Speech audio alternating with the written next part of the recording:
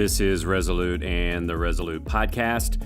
I am Vince Miller, your founder and host, and today we're in a series looking at the Super Bowl breakfast. Today we're discussing the topic of evangelism. Welcome to the program. If this is your first time tuning in, well, thank you for joining us. Our mission at Resolute is to disciple and develop men to lead. So if you're looking for content for your men's group or men's ministry, then you need to go to our website today at beresolute.org. Also, if you'd like to follow us on social media, we would love to have a like from you on Facebook or LinkedIn. Also, you can find us on every major feed if you prefer to listen that way, iTunes, SoundCloud, or Libsyn. We would love for you to join us regularly. But now, let's dive in.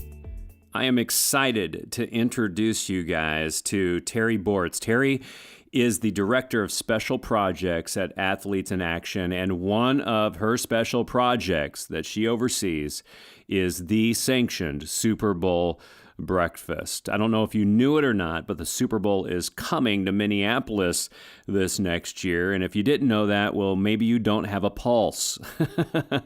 Terry has been overseeing this event for a number of years, and we're excited to learn from her again today. Terry, welcome to the show. Thank you for having me. So, we're talking about the Super Bowl breakfast here, and I know that you've told us a little history behind the organization Athletes in Action. You've shared with us specifically about the Super Bowl breakfast in the last podcast. Today, I really want to launch out into a conversation about evangelism as it relates to the event. There are people here at this event that are going to hear the gospel, some of them for the very first time. Over your 26 years, is that right? You've witnessed a lot of people coming to Christ through this specific event.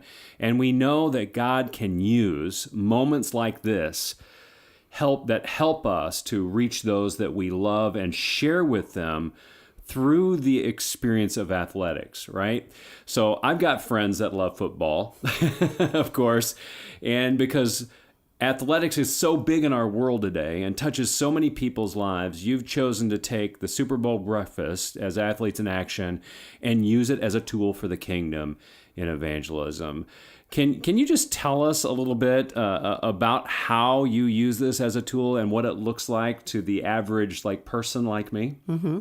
So people who would not normally step foot in a church, or maybe they're sitting in a church, but they don't really get what the big deal is. If you invite them to an NFL-sanctioned Super Bowl event as your guest, they're probably going to come, especially if they're a football fan. But even if they're not, Super Bowl is for everybody. Everybody gets excited about the Super Bowl. And so we want to use that platform to reach people that maybe don't get reached through the traditional ways. And the hype of the Super Bowl and the Final Four and the World Cup and the Olympics and all the other events that we go to is the perfect way to do that. Mm-hmm. And so our goal really is to fill that ballroom. We average between 1,500 and 2,000 attendees every year. We want to fill that ballroom with people who need to hear the message. And we really have to depend on local partners to help us do that, to get the word out, to cast the vision. It just is not just another Super Bowl event. This is an event that changes lives. Yeah, I like that. So you're doing events for the World Cup, for the Final Four, the Olympics you share. Do you do anything for NASCAR?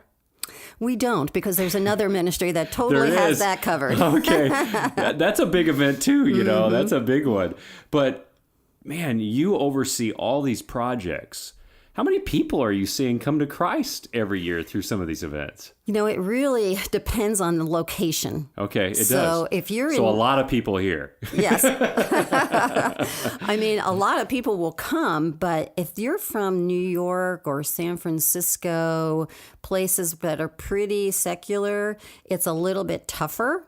Okay. But it's even more important because those people aren't in church. And so we want them to hear the message. Do they respond that day? Not always. But we hear stories where somebody who invited a friend or a coworker or a neighbor will have lunch or breakfast with them a week or two later and say, it's a perfect conversation opener. What'd you think about the Super Bowl breakfast? What'd you think about the message you heard that day? And it opens the door for spiritual conversations and for them to continue, inviting them to another event, inviting them to a small group, maybe even inviting them to church, or just continue talking. And we hear about people who are accepting Christ weeks and even months later because what started at the Super Bowl breakfast. Wow. So how I interact with this as an everyday guy is I could come in and I could buy a couple of tickets, for example, one for me, of course, and then one for somebody else that doesn't know Christ. I could bring them to the breakfast and they're going to hear, well, first off, they're going to get to meet some amazing people, right? They're going to eat a great meal. They're going to be in a room with a couple of thousand other people downtown Minneapolis, and they're going to get to hear about character moving through these players' lives, and then finally a message about Jesus Christ from the platform, right? Yes. And it just, sometimes it makes it easier than inviting them to church because it breaks down some of those walls and those thresholds and the challenges that we have to share Christ, and we come together around common ground, right? Absolutely. Okay. Do you know who's going to share the gospel this year? We don't yet. We are still working on the program. Tony Dungy has confirmed to be there, but his station, NBC, has the game, so he may not be able to stay to the very end. Yep. If people are familiar with American Ninja Warrior, one of the co-hosts, Akbar, still can't say his last name. I'm going to learn it, though. Yep. He is our MC. Oh, great. And Good so he personality. actually very enthusiastic. So his background is from his family is Muslim. His mom became a Christian. He's a Christian. So we're very excited about having him. And then we have another wish list of people that we're working on, and we will start announcing those as they confirm. Great. I can't wait to share with people who that will be. But we have great confidence that they're going to share the gospel clearly, right? Absolutely. They're given a platform of a few minutes to do that. Yes. So here's the thing we try to do, is we try to get an athlete or a coach like a Tony Dungy, like a Kurt Warner, whose faith is just part of who they are. And so you pretty much know if they're going to talk, you're going to hear about some other fun stuff, but you're going to hear about their relationship with God and the difference it makes in their lives. And so not that there's anything wrong with prayer breakfasts. Prayer breakfasts are great, but this is not a prayer breakfast. This is an NFL-sanctioned Super Bowl event. I like to call it an awards program with an inspirational message. And so it's going to happen very naturally, very professionally. You don't have to worry about bringing your friends or coworkers and they're going to be beat over the head with it. They're not. It's going to happen so naturally that they're just going to be driven to think, like, wait a minute, how does that apply to me? What difference could that make in my life? I see how he's living his life. I want that.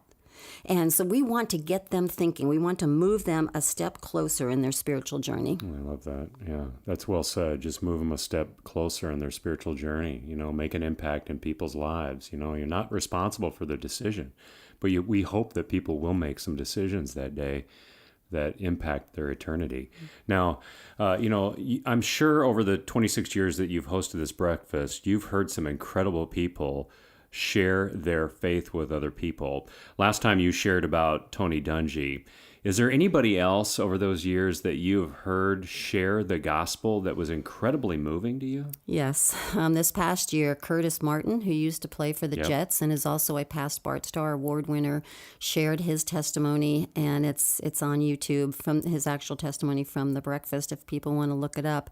And he had a painful childhood and was raised by his grandmother, who he found dead. She had been stabbed, and he came in and found her dead, and how devastating that was, and how angry he was at God, and then to hear him, how he had this journey where he actually then came not only to know the Lord, but to allow the Lord to be his father, because he didn't know his father. And it's just a very emotional story, but a very encouraging story that someone, because most of our lives are not that bad as his were. And for him to come from that to where he is in his relationship with God today is so encouraging. Yeah, that I'm sure for people attending, part of the power in this is, first off, the Spirit of God. Secondly, the power of sharing the gospel and how it intersects with our life. But it sounds like part of what breaks down the barriers for people is the fact that they get to see these people that they've only known as heroes on the field, and they get to see them be heroes in their life, hear their stories, and hear how God intersects with that, and then draw new conclusions, right? You know, it's amazing how it's hard to imagine that a huge ballroom with almost 2,000 people can be an intimate setting. But these guys, they lean across the podium, they look at the audience, and they talk from their heart. And they share stories that you will not hear anywhere else. See, and isn't that transforming for us? And when people get a little transparent, and it's a little bit more than just pointing up to the sky to God. It's like, look, I really want you to know who I am. I'm more than a player. I'm a person with pain, with struggles, that has faced tragedy and difficulty, and then found hope in Jesus Christ through the message that they find in God's Word. What an amazing thing. So we can anticipate a couple thousand people in the ballroom, right? Mm-hmm. I've been there. Actually, I've seen Joe Gibbs speak there. We hosted an event with Joe Gibbs a couple years back, right in that same ballroom. So we're going to cram a bunch of guys and gals into 2,000 seats inside of a ballroom. We're going to eat breakfast. We're going to receive the award. We're going to hear a message from Jesus Christ. People are going to respond to this. On average, how many people respond with a comment card saying they'd like to take the conversation a little further spiritually? I mean, it can range anywhere from 300 to over 500 requests for more information. That's like 25% of the room. Mm-hmm. That's amazing. Yep. What an amazing opportunity. And so I think the call to action for me is to try to figure out how I can intersect with that personally, Terry. Like, it sounds like I can buy a ticket, but I can host a table or something like that, and I can pay for a table and invite all my non-Christian friends to come that might like football, right? How much does it cost to sponsor a table, for instance? So we have two levels of tables. One is $2,500 for a table of 10. The other is $2,000, and it's just the difference is just the placement in the room. We haven't raised our prices in over 10 years, and I hope that we don't have to. So we're one of the more affordable, sit-down events around the Super Bowl, and it's really easy to get a table and then to fill it with people who need to hear the message. Okay, so I could pay for a table, which maybe I could, which I'm praying about right now. Host a table, and I can bring 9 other people that don't know Jesus Christ, and I can expose them. If they share common ground on athletics, I can expose them to the gospel and then have conversations with them afterwards. I could actually become an evangelist in this moment. So you're empowering people to have conversations with people we love. And you know what? I love that. That is awesome, Terry, because we need the Super Bowl breakfast, and we are so honored that you're here. Here's some words for you. You probably like this. It's from Acts 2:41. Great words. And we know what happened. This is the inception of the church. There's a big crowd of people. And it says this at the end. Those who accepted his message were baptized. About 3,000 were added to their number that day. And so, Terry, we're going to be praying for you and your work. And we're going to pray that thousands of people will get to hear the gospel, and that thousands, more than 25%, will make some sort of decision to change their eternal destiny by putting their faith in Jesus Christ. And I'm just to say it, I'm a little jealous of what you're going to get to see on this day, and I hope that I'm there and joining in with you. So thanks again for being with us, and we'll be praying for the Super Bowl breakfast. Well, man, that's the show. Thanks for listening. As we close today, I want to remind you of 2 things. First, we have great content for your men's groups. Excellent small group videos and participant handbooks that will empower the men of your church can all be found at beresolute.org. beresolute.org. Secondly, I want to highly encourage you men to get involved with the NFL-sanctioned Super Bowl breakfast. Just go to our website, beresolute.org/Super Bowl breakfast, all spelled out, Super Bowl breakfast. We have a number of links there for you. Here's your options. Number 1, maybe you want to do a sponsorship and you're a business. You can email Terry Bortz directly from our website. Maybe you just want to purchase tickets today for the event. You can do that as well. And number 3, maybe you want to get involved with Athletes in Action or hear more about what they do as a ministry. Powerful ministry that I highly suggest you consider being engaged with. And so, guys, I hope you enjoyed this podcast today, but please know that the time that we spent together today is worthless unless you choose to do something with it. So act on it. by getting off the bench and into the game. And I'll see you right back here next time for another edition of the Resolute Podcast.